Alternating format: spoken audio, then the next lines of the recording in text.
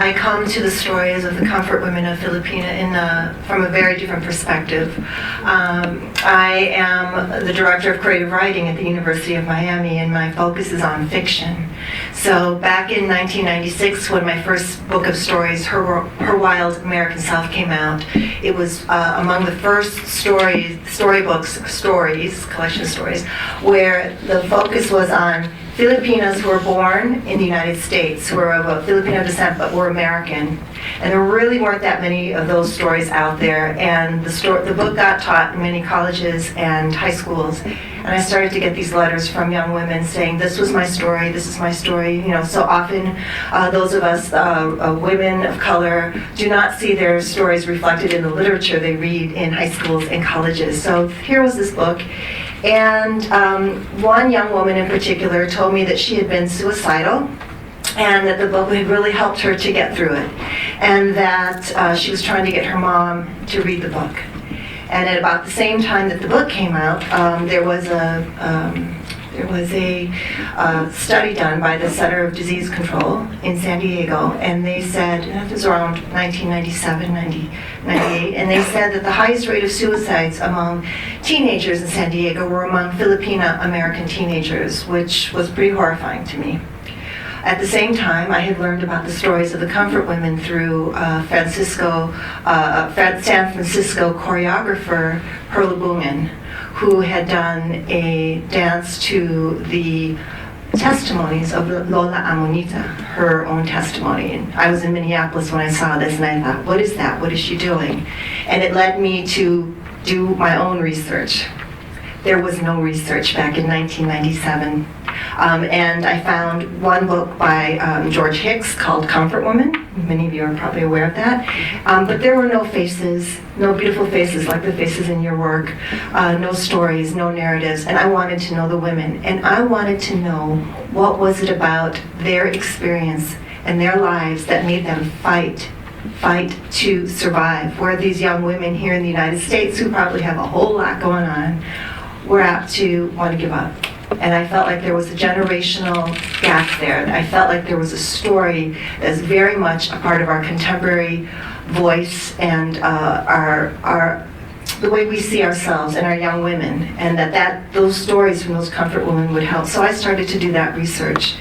I was led to Liga ng mga Lolang Pilipina, LILA Pilipina, through the organization of Gabriela Network. I met someone in New York City, Ninochka Rosca, who led me to Lisa Massa, who then connected to me to this NGO far, far away. And I brought with me 5 Filipino-American teenagers back in 1998. There are, backtrack a little, 1,000 women who were suspected to be taken during World War II, Filipinas. 174 stepped forward. Of that 174, we had the honor of meeting 40 of those women, my girls and I, when we went back in 1998. And the kind of research we wanted to do, because we wanted to understand where they were coming from, what their lives were like now. We were there for 8 weeks, and every day we did a different activity. So it's all primary research, right? So one day might be drama day, where we would first improvise on things that had nothing to do with their pastime experiences. It was also about gaining trust and building friendship. We had dancing day. My girls taught them how to raise the roof, and they taught us how to tango and to do dances that were familiar to them.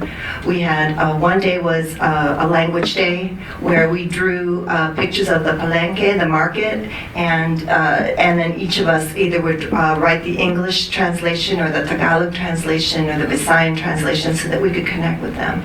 None of these special days were enough, because towards the end of our visit, the Lolas came to me. Lolas means grandmother. And they came to me there and they said, what are you going to tell her? What are you going to interview us? They wanted to give interviews. They wanted to document their stories. So being naive, my student, Ana Fe Munoz from Columbia College in Chicago, set up her camera, and she and I sat down in a room and we agreed to meet with 10 of the women. 15 of them snuck in that day to tell their stories. And let me tell you how that went. Knock at the door. Ako na, meaning, is it my turn? Sure, come on in. So we sit her down, we mic her, and very sweet, very smiling, and they would start formally saying, my name is so-and-so, I was born in so-and-so, and very formal, you know, giving us her testimony, all very professional, taking in these stories. And as the story got to her very personal experience of being abducted during World War II, her tears would start to flow, our tears would start to flow.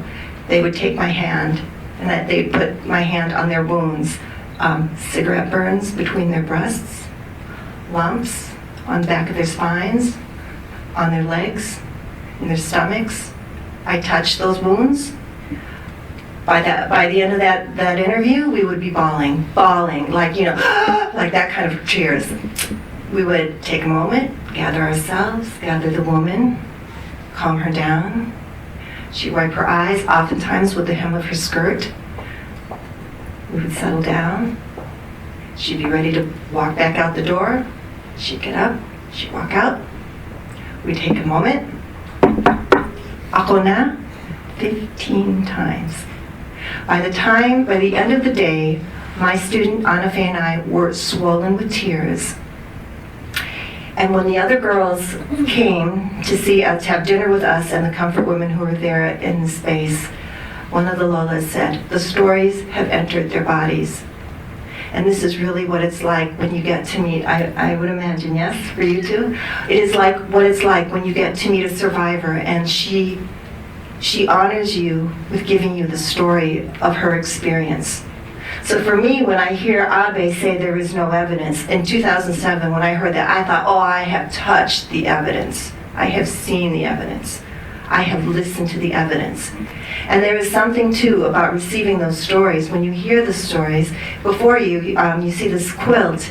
It was created by Lola Remedios Felias. And she was one of the women whom I didn't interview intensively, but she wanted to make sure her story was told. So this is her abduction story. So while I was out in 2001 and 2002, I went back on my own on a Fulbright, and I went with many of the women to their sites of abduction and to the places where they were held. And the garrisons for the Filipinas were oftentimes former churches, abandoned churches that are currently in session, elementary schools, city halls, homes, people's homes. So, you know, while I was out with the other women interviewing them, going to these places, Lola Remedios was busy creating this quilt. And at the end of my stay, she said, take this with you and share it. So this is her story, and I hope that you have a moment before when we break down so that you can actually see her story.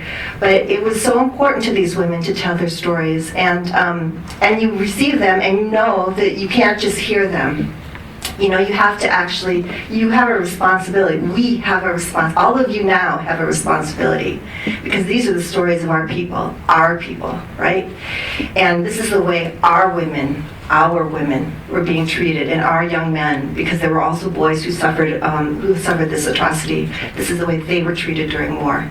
And so it did something to me, you know. I never considered myself an activist, and I'm a fiction writer. I make stories up, you know. But it was important to me as a fiction writer to get the point of view correct, to understand the perspective because I was trying to tell the story of these young women and these old women. That's why I brought the young women with me. And I wanted to see how they interacted and how they would talk to each other, right?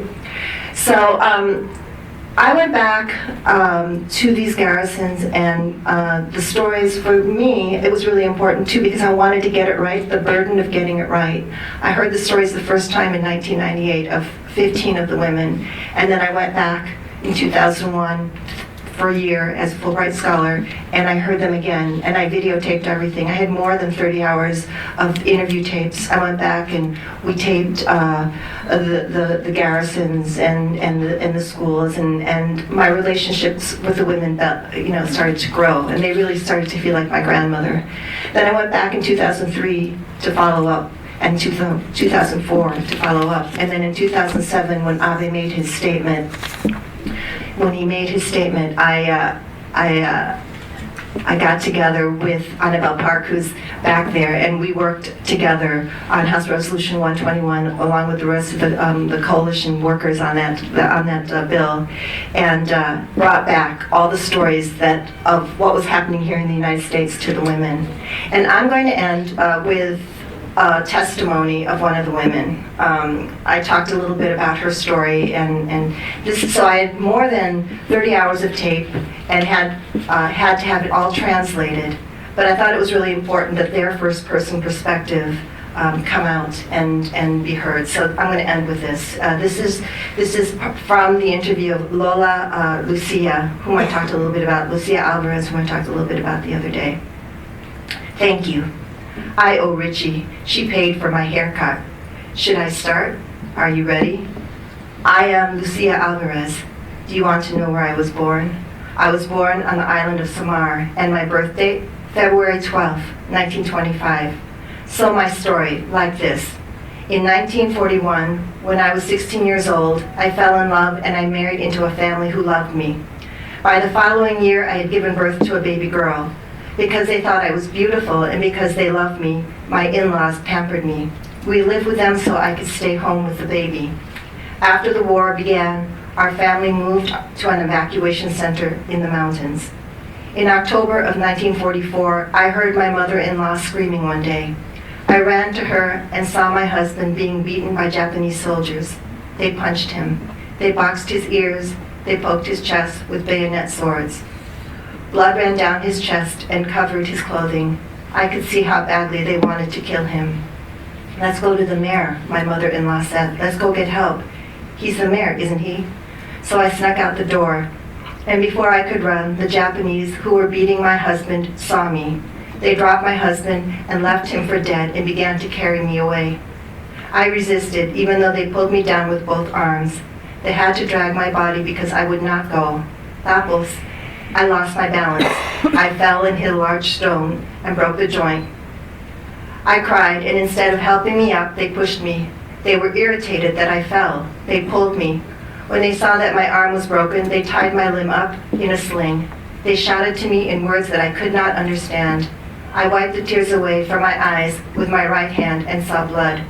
I cried and I cried the entire walk. I could not stop.